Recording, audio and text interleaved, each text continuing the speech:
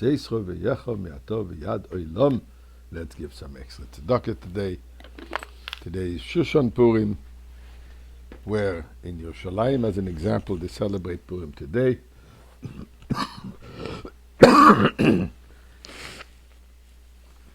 Excuse me.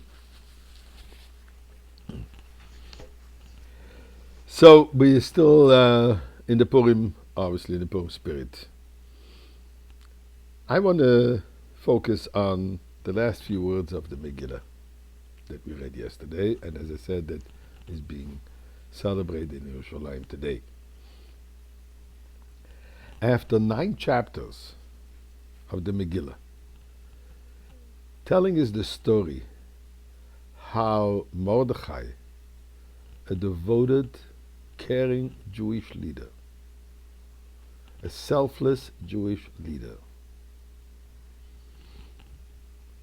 reached the highest level of leadership position within the Jewish community, was the Rosh Sanhedrin, the head of the rabbinic court, and he also became eventually viceroy in the kingdom, the empire, I should say, of Achashverosh, having battled Haman fiercely, having led the Jewish people unrelentlessly, forcefully, proudly, and won. So this is what the Megillah tells us, the story for 9 long chapters. Then comes a short little 3-paragraph chapter concluding the whole Megillah, where it says, "Vayosem HaMelech Achashverosh mas al ha'oretz v'hi hayom." Sounds very typical. First of all, after the whole story, the government raised the taxes. Achashverosh imposed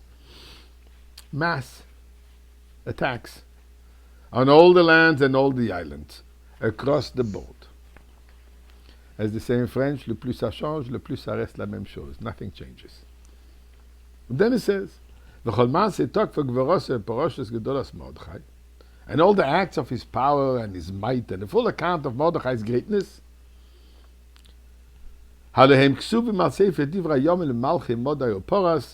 they're all recorded in the books of chronicles of the kings of Modai and Paras of Persia.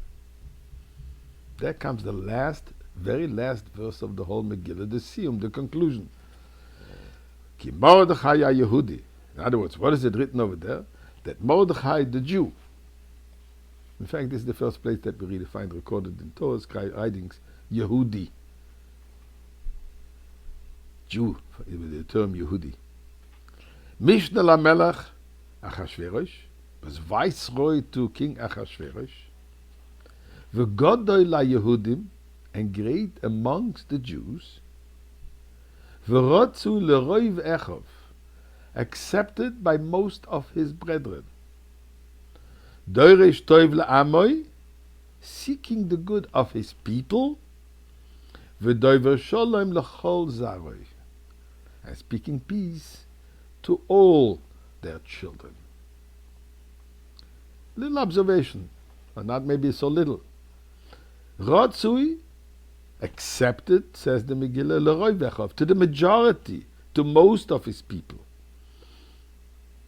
He, from his perspective, he cared, spoke well, searching peace, speaking peace to all their children, to all the people. In other words, his commitment is to all of them. But he was not accepted by all. There were some detractors. Why concluding such a magnificent story about Mordechai, telling us that there were some who disagreed with him? Why is this necessary? What is the Megillah telling us over here? What is the message? So the Rebbe brings out a beautiful thought. While Mordechai, circumstances brought him that he had to be involved in the court of Achashverosh. In other words, get involved in all the rulings and runnings of the government for the benefit of his people, obviously, and that's why he did it. Nevertheless, he was not in his natural habitat, so to say. his natural habitat, where he wants to be fully, where he's desiring to be, is to be in the Sanhedrin, to be involved in Torah and study of Torah, and teach his children, teach the Jewish people Torah. Not having to be involved in the mundane affairs, as we said, although it is for the benefit of his people. So there was actually some detractors. There was a minority of rabbis who said, don't spend your time there. And Mordechai knew that, and Mordechai accepted that. So what he said, that there was some who didn't agree with him, he himself wasn't so comfortable with it.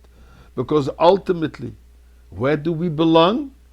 We belong in the shul. We belong in the Torah books. We belong in the Beis Hamikdash fully. And may this happen now.